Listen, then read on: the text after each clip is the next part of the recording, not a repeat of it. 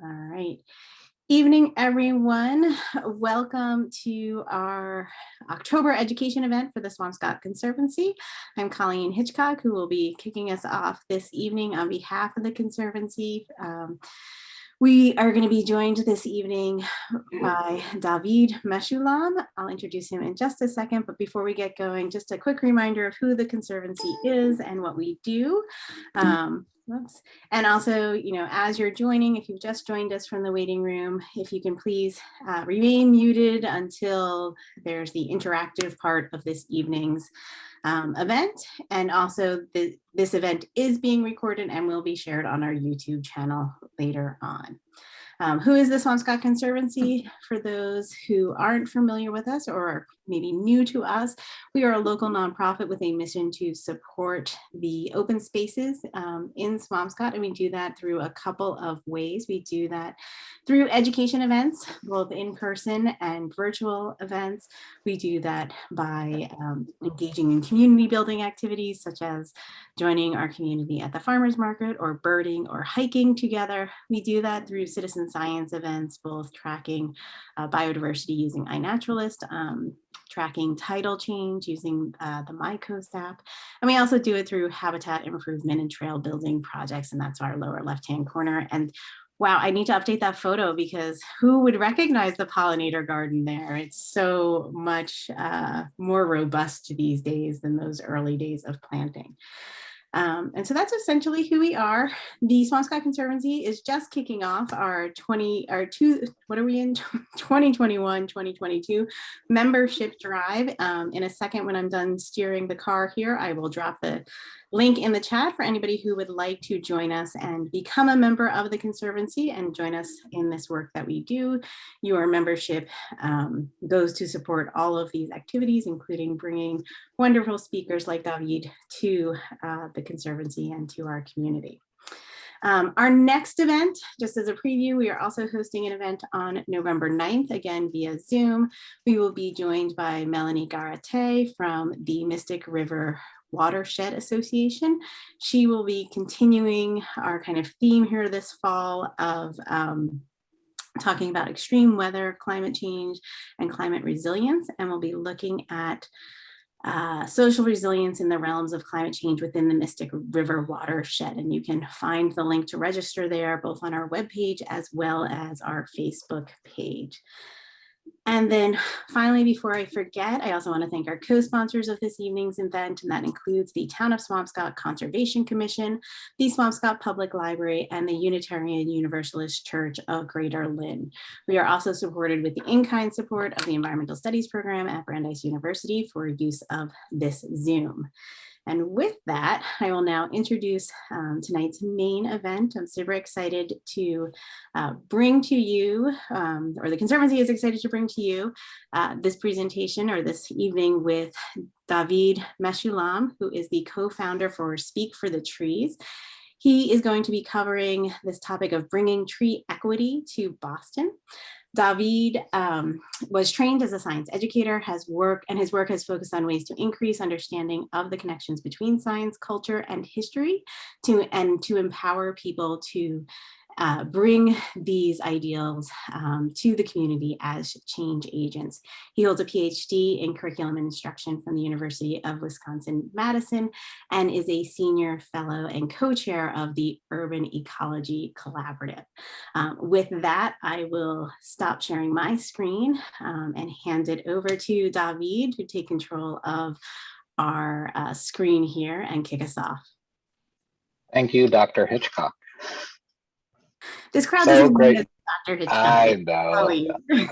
Colleen and I met years ago when this idea was just germinating in my head, and so nice of you to invite me. Can you hear me okay? Yeah. To have me here today. I just got my booster shot today, Colleen. I forgot to tell you. So I am I'm good. We'll see after this talk how I do. I hope to sleep well. Thank you for inviting me. I'll start presenting in a minute. I just wanted to quickly introduce myself. I'm David Meshulam, like Colleen said. I've been at this work for 3 or 4 years now, although in some ways I'm pulling on a lifetime of experience and thinking about the relationship between climate change and democracy and civics. So what I will share with you today is specific to tree equity, but in many ways, this project, this work started off in the midst of a very challenging election in 2016 that I think pointed a lot of us to the inability of people across political divides to come and meet and talk and hear stories and share experiences. I think that's true no matter your political persuasion in 2016. And we're continuing to see that, what I call the unraveling of our democracy happening. And I think at the core of that is our inability to meet in person. And these things really freak me out, right? I think they're sort of, today was the hearing with Snapchat and Twitter and all those other executives.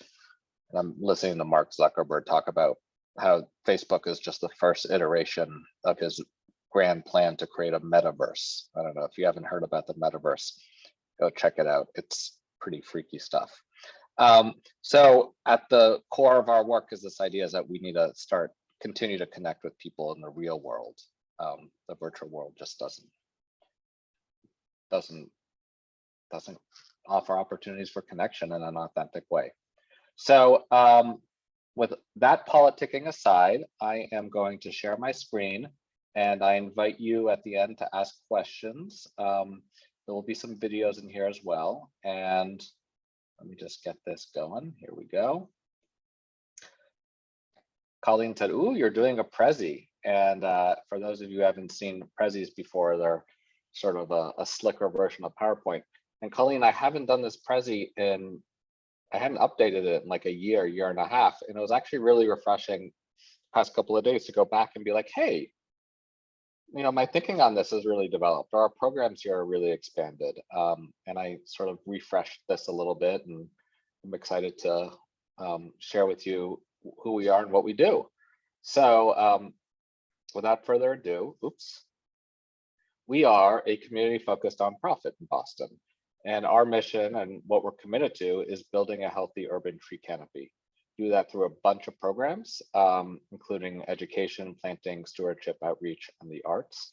We've also started to do a little more advocacy work, although we're not built for that, but sort of fallen in our lap. And we're building coalitions through that advocacy work. Why trees? Why do we care about that? Well, I want to share with you why this work is so important in our new environment. So here's our mission, sort of like more compactly stated. We are here to increase the size, health, and equity of Boston's urban forest. And that word equity has always been at the core of our mission, but it wasn't until maybe 2 years ago that we sort of actually found the word for it. And that word tree equity is something I'm going to share with you today. It's sort of a new term and a really powerful term that captures a lot of what we do. So the best thing about working in urban forestry is you get to play with a lot of puns. So, you know, they can get a little sappy at times. You know, they might trip you up. You know, if they stump you, you can always ask your friend and they might be able to explain them to you. But at our root value system is we have 4 core root values. We think urban resiliency as the world and as our cities get more and more urbanized. Really, we have to think about how we're going to change our systems so they can respond and we can have healthy, productive, living, vibrant cities. Everyone deserves a clean and healthy urban environment in which to live. That means clean air, clean water, cool air, and also mentally healthy places. We work at the community level, so thinking about how strong communities are actually the backbone of creating safe spaces and neighborhood cohesion. So the social resiliency. And I'm really excited to see your speaker at the next event. I really admire their work and her work over at Mystic River Watershed. And then finally, it's our core belief that everyone has a role to play in solving both local and global challenges, environmental challenges. Global climate change can feel so humongously, overwhelmingly anxiety provoking. And we see our work as an entry point for allowing people to be part of a solution, no matter how small the role they play. So those are our values, and as Colleen mentioned, I'm a trained science educator / historian of science / philosopher of science. So I play a lot with ideas around science and engagement. And one idea that I really like is what's called a boundary object. And it's this sociological term that claims that when people approach a boundary object is an object that allows people to exchange ideas. And the example that was given by Lee Starr, the sociologist who coined the term, was a museum object that brings together an archaeologist, let's say, a museum visitor, an artist, maybe a curator, right? And they each are forced to leave some things back in their office and bring some ideas with them that they exchange in this boundary space. So a tree to me is a perfect example of a boundary object. And this was actually taken when I saw the cover of this book. This was actually a commemoration to Professor Starr's work. The cover of the book is this tree with these circles. And I thought, what a perfect metaphor, because a tree forces us, all of us, to come together and talk about our shared future, to sort of mitigate disputes and think about the values we share. And I think we could continue with this rainbow of colors of people and professions that come together to think about what we care about, our value system, and how we build it. So with that, I want to share with you a little bit about the issues that we're dealing with and what we're doing to solve the issues, and to move the conversation forward, and also, to give a little context to what might be opportunities in Swampscott. Although I don't know Swampscott at all, I think I've been through once or twice. I think there's opportunities for you all to take some of these lessons and bring them home. So I'm going to quickly talk through the benefits of trees. I assume here I'm preaching to the choir a little bit. I'll share with you what we're noticing in Boston, and then I'll share with you this idea of what tree equity is. So, research has shown a lot of things about trees, and this is just a sampling of them. But and I think for many of us, we know this already, right? That trees filter air pollution, that they cool city streets. That's actually a low number. In Boston, sometimes they cool by up to 10 degrees. They reduce rates of cardiac disease and strokes. They protect biodiversity. People tend to exercise more when they're on tree-lined streets. They manage stormwater, and on a day like today, and as we're having more frequent large rainstorms with climate change, that's increasingly important, especially if we want to keep our rivers and beaches clean. They increase property values and they reduce stress. Increased property values is actually sort of a double-edged sword in our work, because we're thinking about communities that might not be able to afford increased gentrification and increased property values. So out of all these things are really great, I think the one that keeps me up at night is this, the increased property values. And I think what's missing here is they also bring together communities. They build social resilience. They give us a sense of awe and wonder. They connect us to ourselves, to our community, to the global issues that we face. So they're powerful, powerful things for their economic, environmental, social, mental benefits. Oops, what's happening here? Am I still there? Can you hear me? You're still with us. All right, my slide just stopped moving. There we go. All right. So the Prezi. Prezi. All right.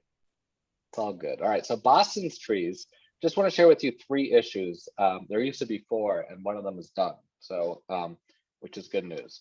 So there are a couple of issues, and these are the big 3, I think.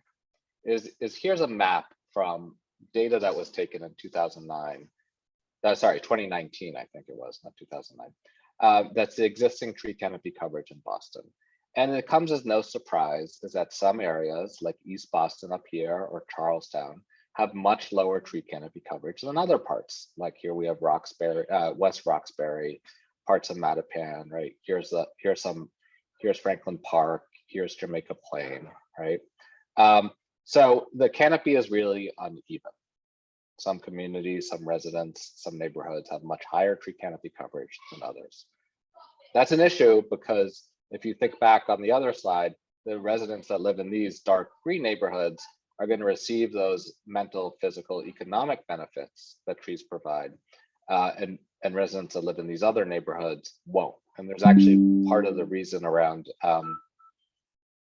part of the health disparities we see in our country, in our cities, can be traced to this disparity. And it should come as no surprise as the disparity also, breaks down along racial, economic, and social lines that can be traced back to things like redlining. The history of redlining, where white residents were given loans and Black residents who lived in certain neighborhoods were not given loans, and the disinvestment that happened. So the classic example of that in Boston is Lower Roxbury, where a lot of Black residents were not given loans, and the neighborhood, the economics of that just left that neighborhood really lacking in resources.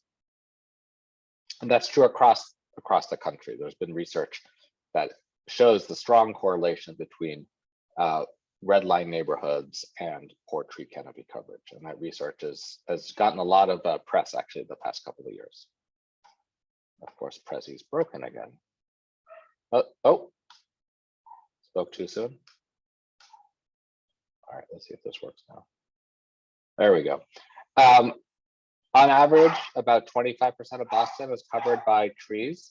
That's not bad or good. I think it could be, I think we could all agree that it could be more. And if we can get it to be more, that'd be great. There was a commitment by Mayor Menino about 15 years ago to increase it to 35%. It's hovered around 25%, it's at 27, high 26 for the past decade or so. And then finally, there really isn't, the challenge that we're facing in Boston is there really isn't much of an opportunity for residents to play a role in improving the urban forest in Boston. So you could think of a couple of ways they could increase the canopy. They could plant a tree in their yard. They could advocate that they could call up the city and ask for a tree to be planted in front of their home. They could take care of a tree in front of their home. They could ask for increased funding for park maintenance, right? There's a lot of opportunities. And I like to say that the greatest capital that any city has is actually its social capital. Because how do we bring to bear the issues so that people can all play a role in improving the urban forest? And it's really heartening to see actually Boston is right now, for the first time ever, undergoing a year-long urban forest planning process that's going to shape the city's plan for its urban forest for the next 2 decades. So those are the 3 challenges or the 3 issues. And I think it's really, I think this idea of tree equity as American Forest defines it. Will you just give me 1 minute? I'm sorry.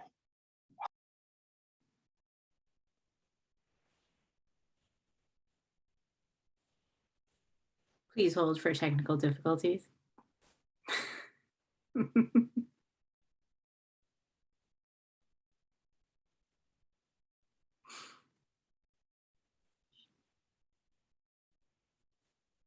David, I had absolutely no jokes to fill the dead air with. Oh, that's fine.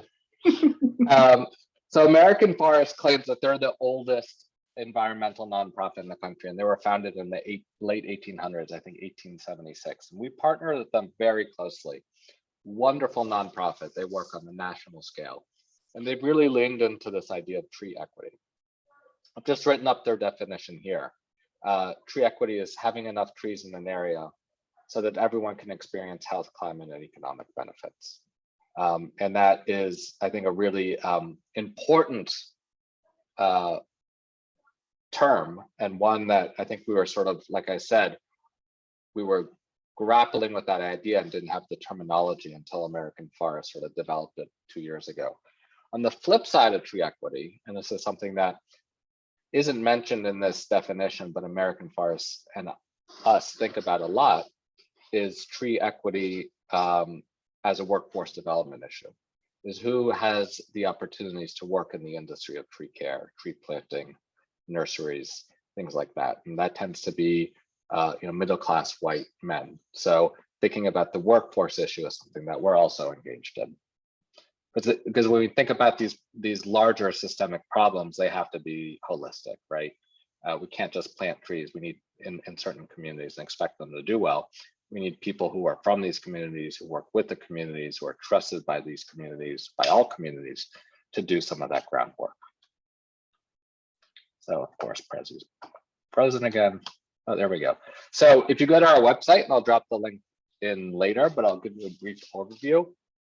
Before American Forests developed their tree equity map, which I'll share with you, we had a student work with us from BU named Raquel Jimenez, a graduate student, as part of her fellowship, to help us sort of unpack what does tree equity look like in Boston specifically.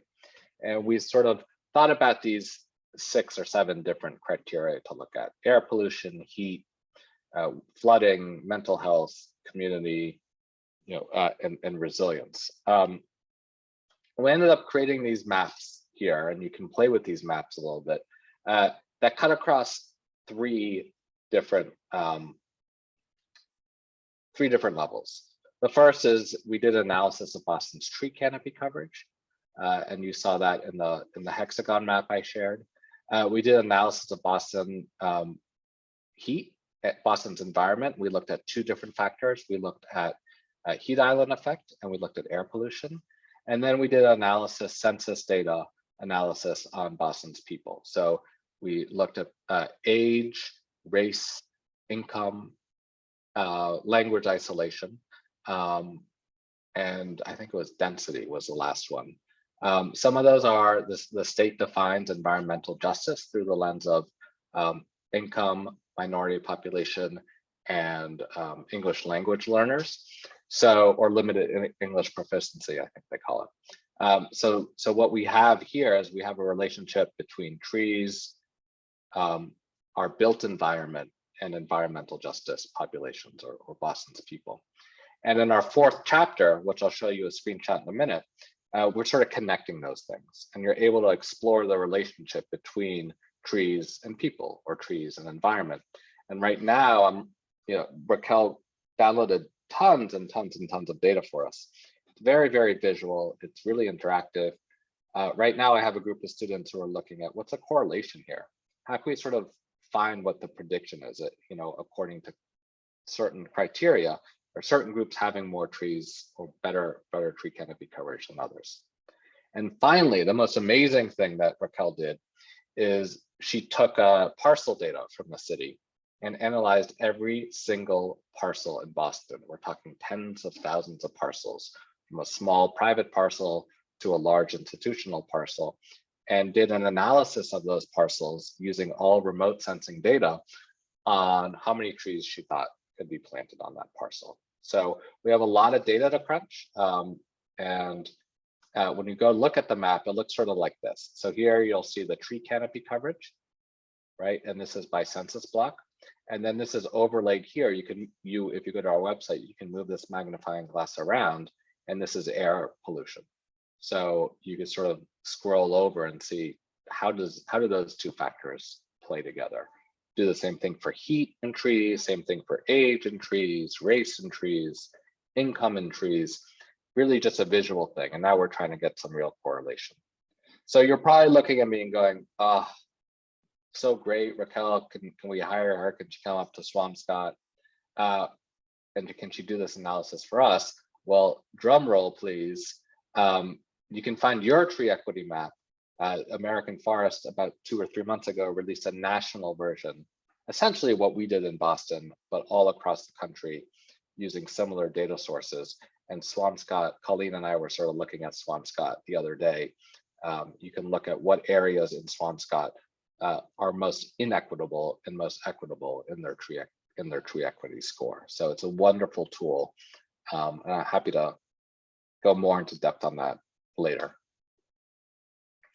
So I don't have my watch in front of me. I want to make sure I leave time for questions. Oh, we have plenty of time. I want to focus on some of the work we do and how it relates to these issues I just raised. And these are just I think, like our 4 top programs, but we do other work as well, but these are sort of the highlights.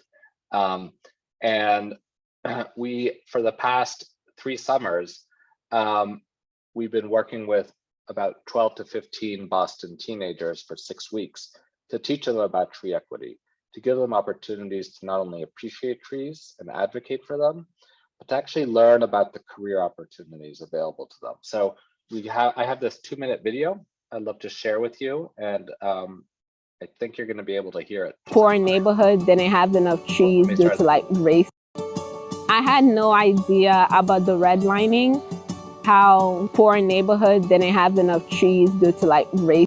Can you hear it okay? Yep, it's coming through loud and clear. All right, great. Racism, because I was like, I knew racism happened, but it was like, trees? Are you serious? We're in a crisis point in our environmental efforts, and we're seeing that with hotter summers and more inequitable distribution of sort of the health benefits of trees. Speak for the Trees is an urban and community forestry nonprofit, and we focus on changing how people think about and relate to trees in Boston. It's really important to take care of our climate and just learn how to protect the environment and all the plants and trees and nature. Our Teen Urban Tree Corps program is a 6-week summer program where we get about 15 youth to learn about and experience how we care for our urban forests in Boston. We've had speakers come in and just talk about their profession, what they do, and also we've been walking around the Fields Corner neighborhood. We've been looking at trees, we've been inventorying them. We've just been doing a lot of different things related to trees around the area. I think they're at this point where they really understand the inequities of our system and feel empowered to do things and want to do things, and we're giving them voice and opportunity to do that. This job actually forces me to go outside. When I'm walking, oh my God, this is a maple tree. This is a healthy tree. Or like, oh my God, this tree doesn't have enough space. We're going to serve Boston for decades to come by planting more trees, by getting people to care about trees, and really increasing awareness about why trees matter.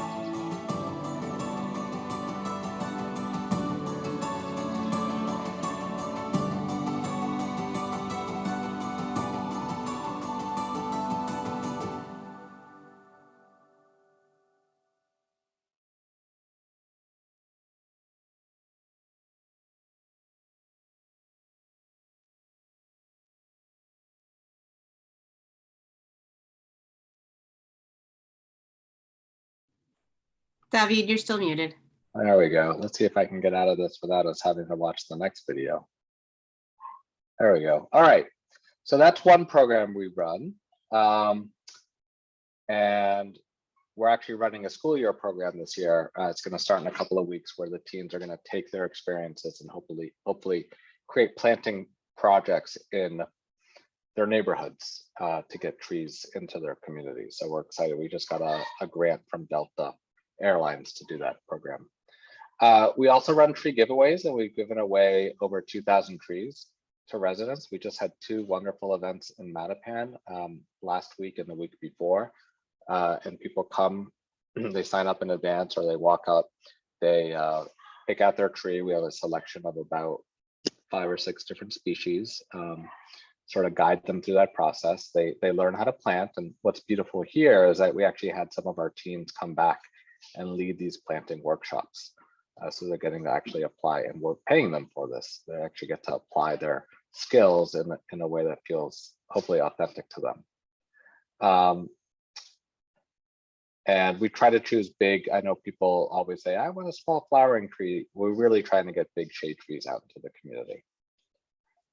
We also do tree plantings, and I have another video to share with you here from a tree planting we did about 2 years ago, right in Dorchester. And these are always collaborative community-based events where we try to support the good work that's already going on.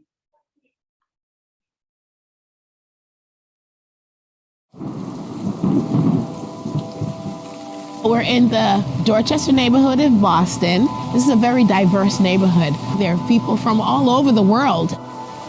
This part of Dorchester has empty blighted lots. And we know that if we turn places that are ugly into beautiful spaces, we create healthier communities. Really all throughout the city and every neighborhood of Boston are neighbors coming together to say we want to do something to make food more accessible, to bring nature back into our neighborhood. That's where these food forest gardens have really gotten their energy, is from the local people. I'm just so incredibly excited to be collaborating with such an amazing team. I cannot wait to see the end result.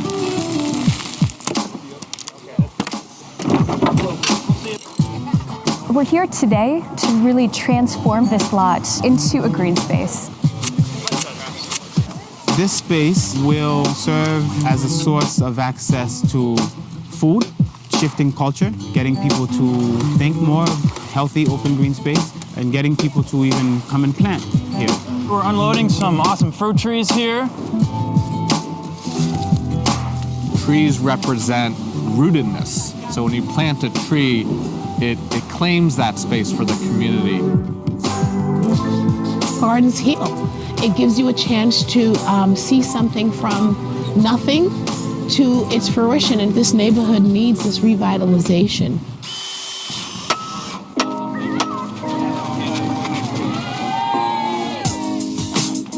This garden not only signal transformation, but I think hope for the community.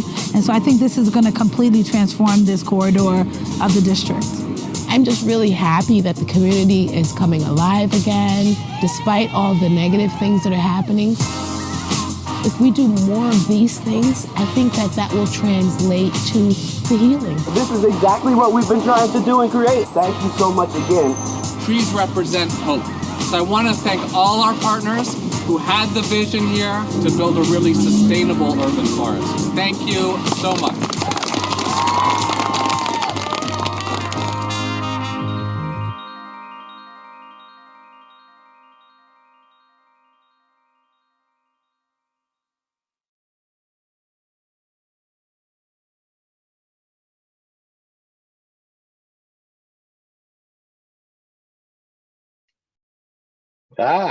There we go. I noticed they didn't actually use the term tree equity there. I think that was 3 years ago, and we still hadn't sort of developed that term fully. All right. And the last thing that we've been involved in is an adopted tree program. We're still piloting it, but the idea here, and it's common across different municipalities, is that when a new tree gets planted on the sidewalk, it often doesn't receive the attention it deserves. So it doesn't get watered often enough. No one's mulching it, no one's weeding it. And we've been developing with an amazing group of undergrads at Northeastern a map, an interactive app. We are taking New York City's map as a model and creating something totally new. And they've been an amazing group of students. And to date, I think we have close to 100 trees that have been adopted, and we're really looking to roll out that program in the spring again, once the weather starts to get warm and trees are looking for water. So that's just a taste of some of the programs we do. Those are probably the highlights. And I just want to wrap up, just give you a sense of what our long-term goals are. And these align with some of the city's past goals. So to increase the tree canopy coverage in Boston equitably, I should have added that word equitably, from 25% to 35% in the next decade. To build capacity with partner organizations. And I think that includes beyond just Boston. It could, a tree doesn't see these boundaries. So how do we think about our urban forest more holistically and bring people together throughout the Boston area? We're facing right now, for example, a little insect called an emerald ash borer that's eating all our ash trees. And all our ash trees either have to be given medicine or cut down or removed. So there might be municipalities that aren't able to do that or have planted more ash trees than others. I think it's really important for us as we think about climate change and a changing climate and new insects and new pests and new diseases to think across these municipal boundaries so we can have sort of a coherent process, coherent vision going forward. We are continuing to partner and support with municipal officials in Boston. As you may know, there is a mayoral election going on right now, and one way or another, there will be a new mayor, and we're excited for both candidates have shown a real willingness and interest in improving the city's urban forest. They've met our teams, both of them have met our teams of the team program, taken walks with them both. They've both spoken very strongly about the importance to continue to support the city's urban forest. We want to continue engaging residents in caring for trees through planting, watering, and other stewardship. And finally, the city doesn't really have ordinances related to tree plantings, maintenance, and care. We want to ensure that the city can be more proactive in how they plant and care for trees. And care is really, really important because nothing can replace a big, healthy, mature tree, not in our lifetime. So we really need to think, how do we care for these trees that might be in danger to things like storms or diseases? How do we ensure that they're in the best possible shape? And that's it. I just wanted to share with you some opportunities to learn more. You can sign up to receive our newsletter, or you can volunteer at treeboston.org/sign-up. We're social, so we're on Instagram and Twitter and Facebook and even LinkedIn. And our handle is trees_Boston. You've already done this, but if you have other people you know who might be interested, please feel free to invite us and help us spread the good word. Of course, we always gladly accept donations, and you can find out ways to donate. We partner with a company called Jet Set Offset, where every time you fly, you agree to donate 1 penny per mile towards our organization to help offset some of those carbon costs. And finally, we are starting to develop a Massachusetts-wide urban forest network. And we have our next meeting on November 1st, where we're going to be talking to Senator Cream and, oh, she might be your Rep. Ehrlich. Is she your rep? Anybody know? Yes, She is. Yeah, she is. She is. Yeah. So she'll be joining us on November 1st. She and Senator Cream introduced a bill in this session called the Municipal Reforestry Act. And the idea is to get money out to municipalities to focus on urban reforestry. It's a really cutting edge, exciting bill, and they're going to be, we're hosting them with a group called the Gas Leaks Allies on November 1st at noon to talk about the bill, and we're going to figure out ways to spread the word and make sure that more reps and senators know about this bill. And with that, I just want to share with you how we reimagine Boston of the future. There we go. City on a hill, the city as a leaf. And with that, I thank you for the time, and I will stop my screen share. Maybe I'll drop a couple of links in there, and happy to answer any questions. Awesome. Thank you, David. That was wonderful. We can do our virtual round of applause in whatever way you can do that remotely for those at home. David, I did dump some links as you were going along into the chat. Thank you. I may have caught most of them. I'm not sure I caught them all, but I may have caught most of them. So hopefully that will help people catch up. I'm opening it up to the crowd if people have questions, thoughts, comments. I start. Hi, David. This is Verena Karsten. I lead the Tree Task Force here in Swampscott, which is a group of volunteers that have been working with DPW and the Forestry Department for the last 2.5, 3 years, and made great progress on many fronts. We were thinking about creating a tree walking tour for some of the heritage trees that we have around Town Hall. And I saw this on the website that you are also in the process of doing something like that. Do you have any thoughts about that? What's a good application? What's the good way to go about that? Yeah, you found that little nugget on our website. I'm seeing if I can find it here. We had been collecting. We've done 1 or 2 of them. Here it is. So we were trying to collect stories from different residents on trees and create these walking tours. And I had an intern here last year who was working on this, and it's sort of we never closed the circle on it. We do have an EPA grant right now that's under review that's going to allow us to commit to this more fully. And it would be a really robust sort of process of getting stories, recording stories, creating virtual and physical maps that allow people to do these walking tours. So if we get this grant, which I was supposed to find out a couple of weeks ago, but it is the federal government, I might have an answer for you then. Okay, so you don't have a technology that you would recommend on creating this? I mean, I've seen other people than do the Google. physical map. Yeah. The Google map is the best. Like you can drop pins and attach notes and then print it out. Like that's the one I've seen used most often. Verena, I just dropped the link in the chat. Mystic River Watershed had an audio tour this summer, and they used the Echoes app, which I think is a free mobile app that has GPS coordinates, but that might be one to look at. Okay. Very cool. Thank you for sharing that. Yeah, thank you.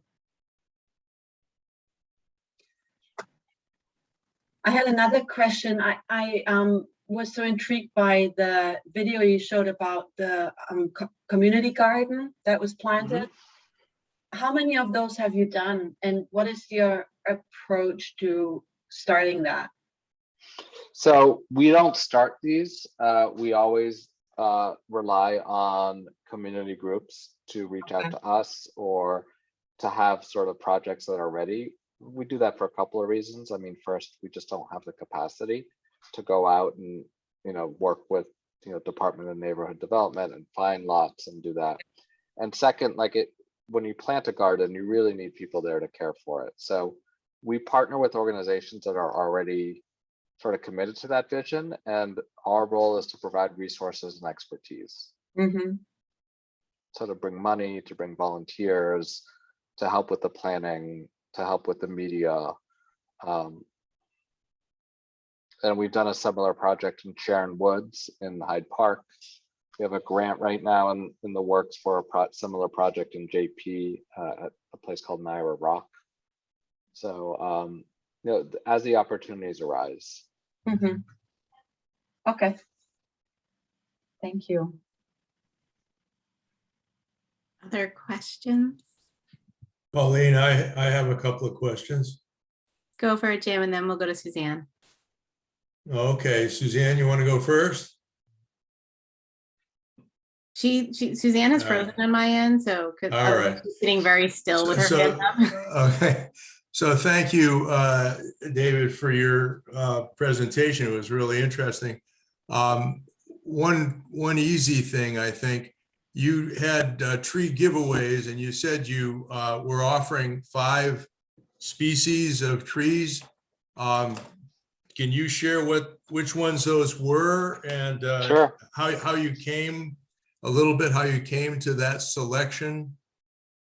Sure. So now I think of it as probably closer to 10 species. So there are a couple of things we think about when we give away trees. First of all, we think about the opportunity that these private yards afford us. And I mean that in a couple of different ways. First, they tend to be more space in a private yard than you have in like a death strip on the sidewalk, right?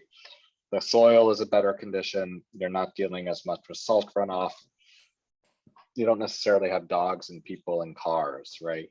So we try to think about bigger trees that might do well in people's yards. Second is we think about diversity, expanding the diversity of the urban forest. So the city sort of has a limited palette of trees that will survive in those constrained spaces. Honey locust, Callery pears, ash trees that they're not planting anymore, right? They're limited by what they can plant. So we want to sort of complement that. And then we think also about what do people want? And then we also think about what's going to survive in a future climate that's very different than our climate in 20 years. So what we gave away this year, or this giveaway, is we gave away Eastern Redbud.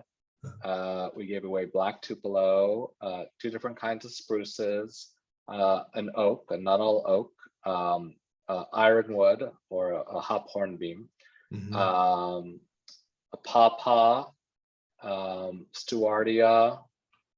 I think I'm missing 1 or 2 here. I said Eastern Redbud, right? Yes. Oh, a Trident Maple. Yeah. Great, thank you. And then the second question I have is, you know, we have a very small Department of Public Works here, and we recently got a amount of money for purchasing more trees, street trees for Swampscott. And the concern that I have is that we're going to plant those trees and then they won't be cared for properly. You have that Adopt a Tree program. I wonder if there's anything about that that you could share maybe with us, if you've got like a plan for how you're going to work with that Adopt a Tree program, or anything that could help us, because I don't think the DPW is going to be able to really care for these street trees well on their own. Yeah, I mean, so I'll tell you what I know in Boston, and I think it's true across a lot of municipalities, but it might not be true in Swampscott, I don't know, is that a lot of the planting is done by contractors. And when they purchase a tree from the contractor, that usually comes with a 2-year warranty. And that warranty is that the contractor agrees to water the tree and care for it for the first 2 years. And if the tree dies, then they're required to replace it. Now, that becomes an issue around tracking those trees and then ensuring that they actually are being cared for and are going to be replaced. And now I don't know where Swampscott is on that. I'll just leave it as that. I don't know what the process is. Our Adopt a Tree program, we looked around the area and we saw like Cambridge and Arlington and Somerville all have Adopt a Tree programs. And what they do with theirs is they sort of duct tape a couple of things together. They duct tape like a Google form with a map, with like a spreadsheet, you know, and they try to track things that way. And I think that works well for them because they're smaller municipalities. We really wanted something that was like everything together, right? Like you don't go here to do this and then someone has to input the information here and then you track it over here. We wanted something that was like all in one place. So our platform is really custom made for us by these undergrads. And I've mentioned to them that there are the municipalities that might be interested in this. And they've said to me, well, now that we've developed it once, it's really easy to just swap out the Boston map and add a different, you know, the infrastructure is there. It's just a matter of shifting it to a different municipality. So I can't promise anything, but I know that they might be interested in something like that. If you're looking for something that's like more out of the box, ready to go, I would suggest reaching out to Somerville. I think theirs is the most like, sort of like, you can take their Google Forms and adapt it. You know, I think what we're trying to figure out still is how do we really train people in this and how do we get them more engaged? Right. And I really need to hire a volunteer coordinator for that. So that's, I think, my next hire is getting someone out in the streets and leading workshops and getting buy-in. And great, thank you very much. Suzanne, I see you back. Would you like to join us? I'll try it again. Sorry, the transformer briefly blew and my power went out. So to piggyback on Jim's, I will offer the Girl Scouts. We have a Tree Promise initiative to plant and care for 5 million trees in the next 5 years. Oh yeah, Medford I think is doing that. So Someone was telling me about another. That's right. So talk to the Girl Scouts. I think it's in Medford, although it might be Malden. I can't remember. So Colleen and I both lead Girl Scouts in town. so we can, I'm offering our children as opportunities to care for trees in town. Swampscott's small, we're only like 3 square miles, so there can't be that many trees to take care of. That's awesome. We can definitely use some child labor. I mean, it's more of an education, I think. I know. But do you think what does the Girl Scout program say? Can they water and weed and yeah, the whole I am happy to look it up and put it in the chat, but I know someone who does, who I should reach out to her. You're reminding me. She's staff on the Girl Scouts. yeah, so there's a couple of different ways to do it. You can plant the tree or you can care for an already planted tree. Anyway, in conjunction with that, I had 2 questions. One is like top 5 favorite native street trees, because I think that, right, like we have had this conversation on the Conservancy before. We have a lot of Norway maple that eventually I hope to cull and bring in something that is a bit more beneficial to our ecosystem and not super invasive. So that's my first question. So can I just push back for 1 minute? Because yes. I have a problem with the word native because I'm not sure I know what it means. So we're looking at species, and David, you and I have had this conversation already. Yeah. So, we're definitely, leaning more towards species that provide habitat and species-specific habitat for local species. And I would define native as species that have an evolutionary history here that aren't necessarily naturalized, but are from here, from that evolutionary perspective. And again, that it's a fuzzy boundary. So the issue I have with native is more like, first of all, most of us are not native, right? But 100%, not me. But the other thing that I worry about is climate change and what native means.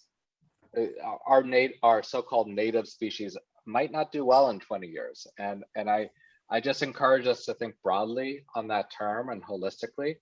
And not tie ourselves to, especially in an urban area where temperatures are even, hotter than they are in rural areas because of the heat island effect. Is like what is native to the Boston region might not do well in Swampscott because our temperature is more like Washington, DC, right? So just to think about that. But that aside, I do love the black tupelo. I think it's a beautiful tree that does really well.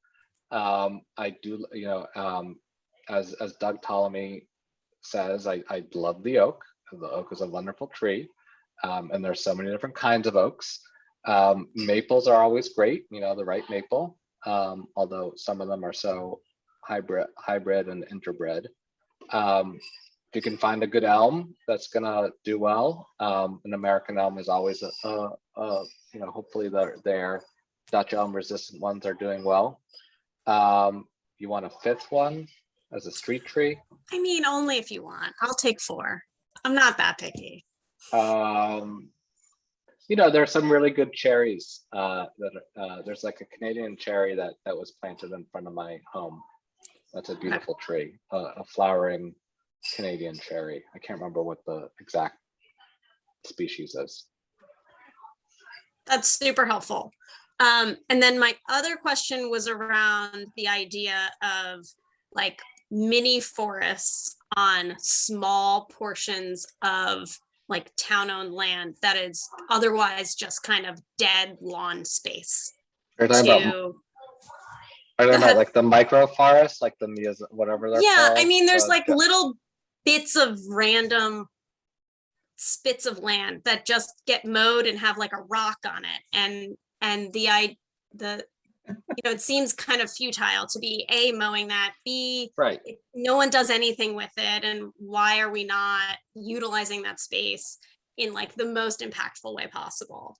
I from an ecological perspective. Yeah, I mean, grass, like the Americans love their lawns and their grasses, right? And it's just horrendous and horrific. And I mean, you could plant native grasses, you could plant trees. Yeah, I think, yeah, I think there is an interest in microforests. I don't know enough about them. Like there are these Japanese ways of like really densely packed forests. They just planted one in Danahy Park in Cambridge a couple of weeks ago. I don't know anything about them. You know, I'm always skeptical of fads, and I feel like it might be sort of faddish. I'm really interested in systemic change, and I don't think we can microforest our way out of a system that right now is not equitable and working. So I just think on a different scale in my work. Totally understand. But I appreciate the insight and the species lineup. That's super helpful for us. Thanks. I mean, I had a question in the chat. Somebody was asking maybe if you could walk us through the American Forestry Equity Tool. Yeah, oh, definitely. And I will do that. Why don't we do Swampscott? Oh, I've lost the link. I dumped the link for the Swampscott one earlier into the chat, but I've lost it since. That's okay. I'll walk you through the entire thing, and you can sort of find, you know, whatever town you want. So you end up here at treeequitystore.org, and I want to show you Rhode Island in a minute, but let's just do Swampscott first. And Colleen and I were sort of bemoaning the color choice here. It's unfortunate that they chose these colors. So every census block in the United States, or I shouldn't say every census block, I think it's only a certain, you know, population criteria or whatever it is, density, has a tree equity score. And Swampscott is here, and you can see the different blocks each have a different score, ranging from 30, low of 30 to a high of 100. What does that mean? Well, they've taken the demographic data similar to what I did, but they have different data they look at, and they also overlay that with tree canopy coverage and give a score. So for example, this block here, census block, whatever it is, 023 is the ending, ranks 13th out of 14th of census blocks in Swampscott, has a score of 65. What does that mean? It's this metrics that they developed. You can go to their methodology and blah, blah, blah, and read about it. And this is the reason why, right? Unemployment rate is 6%, health index, I don't know where they're getting that from, right? Temperature, people living in poverty is high. You know, it seems like there are a lot of seniors there, not so many children, right? So these are sort of the demographics. These are the environmental, and every block has that. So you can sort of figure out with your, it's a great advocacy tool to say, you know, we really need to focus on these neighborhoods. The canopy coverage goal is determined, I know, by density. So not every census block in the United States can reach 40%, right? Like think of downtown Manhattan. So according to density, different neighborhoods will have, but I bet you in Swampscott, all of yours are, oh no, this one's 32%, probably because it's more dense. They determined that only 32% is the goal, and currently it's at 14%.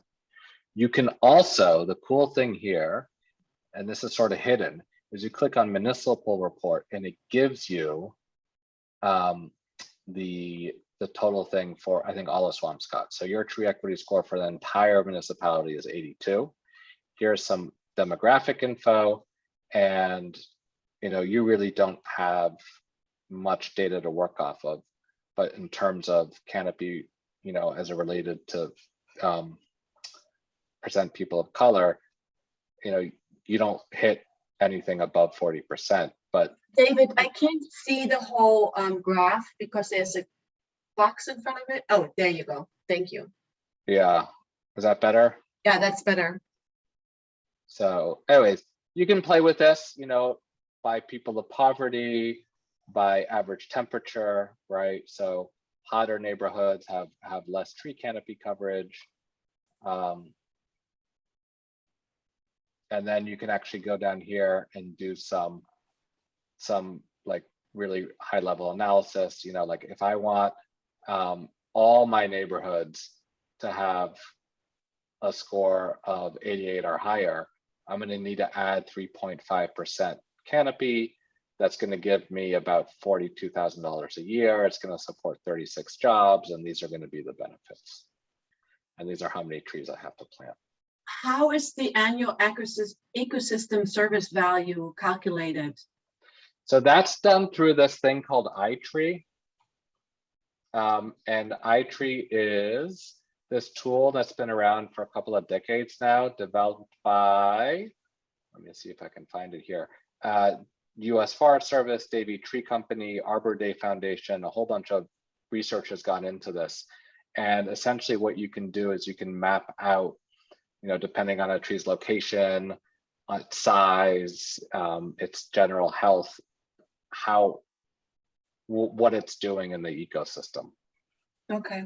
So there's different tools, and some of them are really easy to use, and some of them are really complicated, sort of depending on where you're looking on the kind of project you're involved in. But you're saying that this value that's on the other map that you were showing comes from iTree. It says right here, yeah. Sources is iTree landscape. Yep. So you could read more about their methodology here. Mm-hmm. Mm-hmm. Now, you can't share this with anyone, but we're in on a grant with American Forest right now to do this amazing thing that they've done in Rhode Island. So I just showed you what they did in Swampscott and what they're done in every, hold on, actually, in every municipality across the country, right? You put in Baltimore, they'll have it. You put in Chicago, they'll have it. But what they've done in Rhode Island, and we're going to bring this to Boston, I think, and it looks like they're doing Richmond too, is something called an analyzer.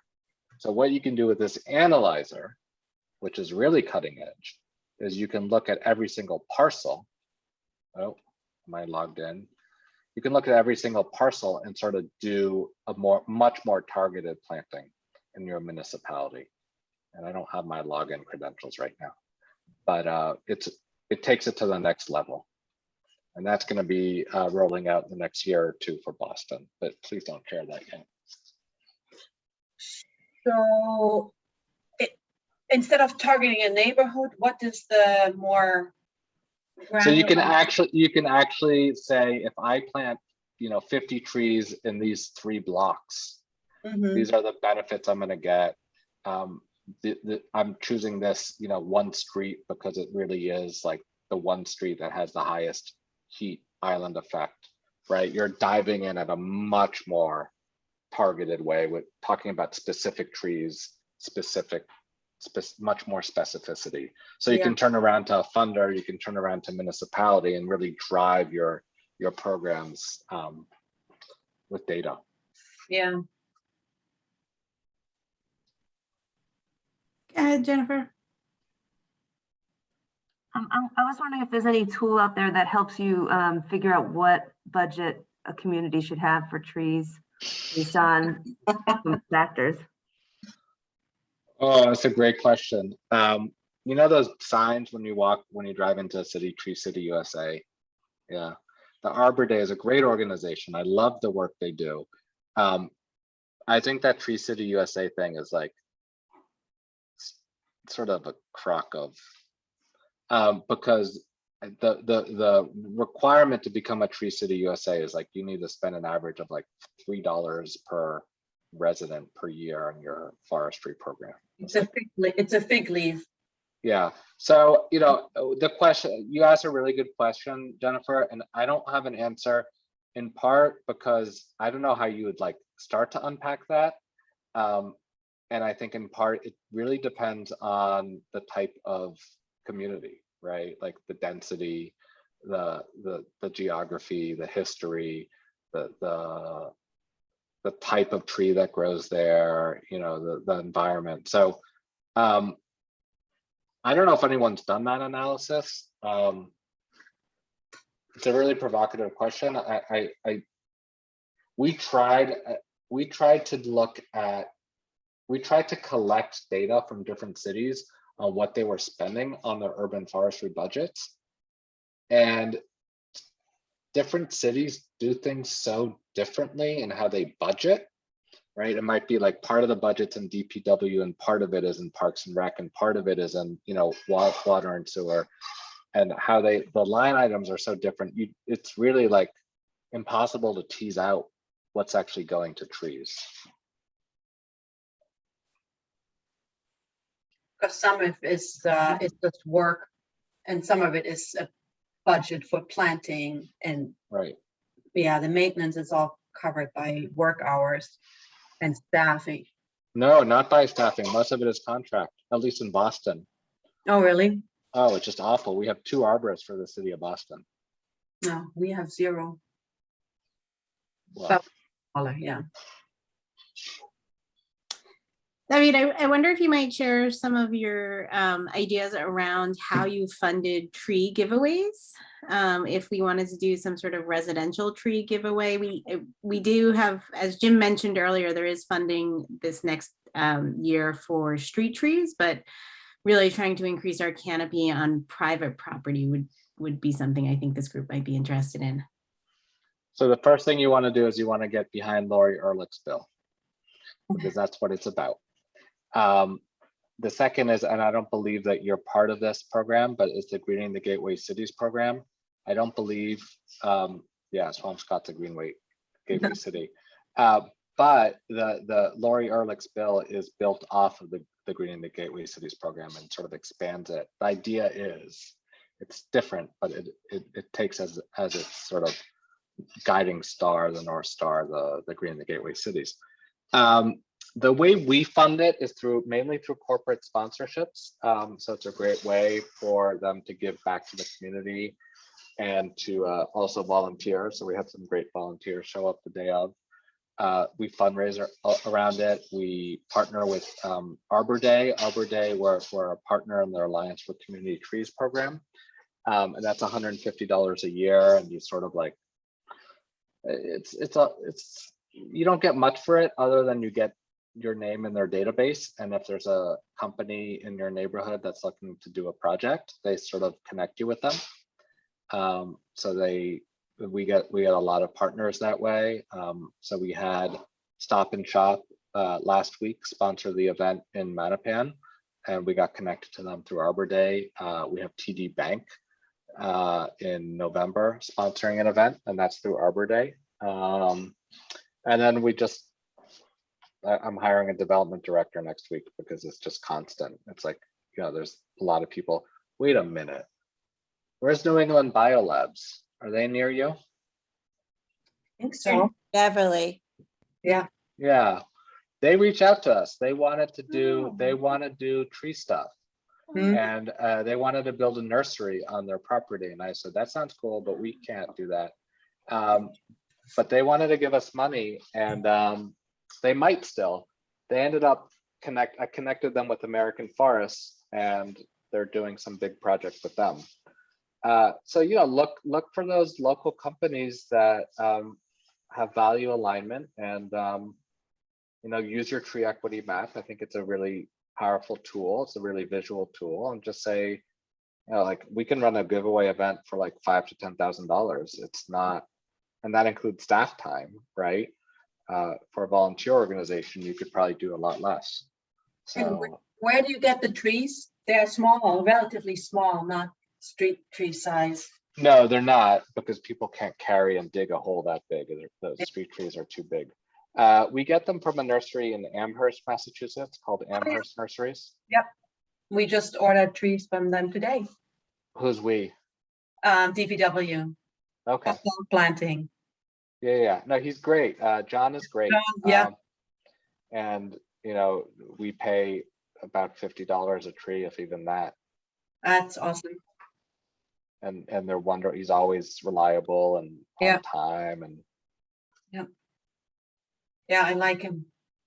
Yeah, there's a couple of places that the other thing you should probably know about. It sounds like you might already have this grant. Is it a urban and community forestry matching grant? Is that what's planting your trees? No, we got from the town budget $40,000 to plant trees because we had a long waiting list of residents who have requested a tree in front of their house, and they've never, with the current budget per year is only 7,500, Oh, geez. and they couldn't keep up with it. So we pleaded and wrote letters and got the $40,000. So now we are planting, but we are actually applying for a matching grant for planting trees in town hall property and for actually heritage tree care. Is that from DCR? Yep. Yeah, Okay. Jim and I are working on that. It's going in a couple days. I was gonna say it's due November 1st. I know. Yeah, that's a great program. Yeah. So fingers crossed that we get the money. Sounds like you may be our competition, David. Not this year, not this year. They sponsored our teen program. And I spoke to Julie, who runs the program. I said, will you sponsor it again? And she said, no, we don't do multiple sponsorships. And then I was thinking about like, what else will we do? And I was like, I can't write it. Like the problem with getting a grant is then you actually have to do the work. So I just thought, yeah, next year. It's a great program. I'm Take glad advantage you of like it. Amherst. That's awesome. Yeah. Well, I was gonna say, DCR works with them. DCR works with them, and I think Bigelow Mm-hmm. are the two I've heard good things about. All right, we are coming up on an hour and 15, so I just want to be respectful of everybody's time this evening. If there's maybe one or two more final questions before we let David go. You're not gonna let me go. I could talk about this all night long. I don't know. It sounded earlier like that dog really needed your attention. She's fine now. My wife showed up. It's all good. Anything else from the crowd here this evening? No, we're all right. Well, with that, then, how about another virtual round of applause here for David? Sierra had a question before, but I don't know if it was you had your. Oh, it's fine. I was just going to ask you about the remote sensing to get the Canopy data. Like, is it LiDAR? We can talk about another time. It is LiDAR. Okay. Well, it's a couple of different sources, and that's way above my pay grade. But also, just a hello from a fellow Madison transplant. Hey, well, I grew up in Cambridge, but I lived in Madison for 6 years or so. Some good trees out there. You from there originally? No, but I lived there for a while. I worked at the Aldo Leopold Nature Center where we have nice trees out there. Edge of town. Yeah. But anyway, yeah, I'll ask you about remote sensing some other time when I'm not doing kid bedtime duties. But thank you. This was really fascinating, really wonderful. Yeah. This was excellent. So thank you, David, again. I'm sure you might get some follow-up emails from us. And you have my email. You feel free to share it. I'll drop it in the chat window too, but thank you. Excellent. Well, thank you again. Bye, everyone. All right. Good night, all. Good night.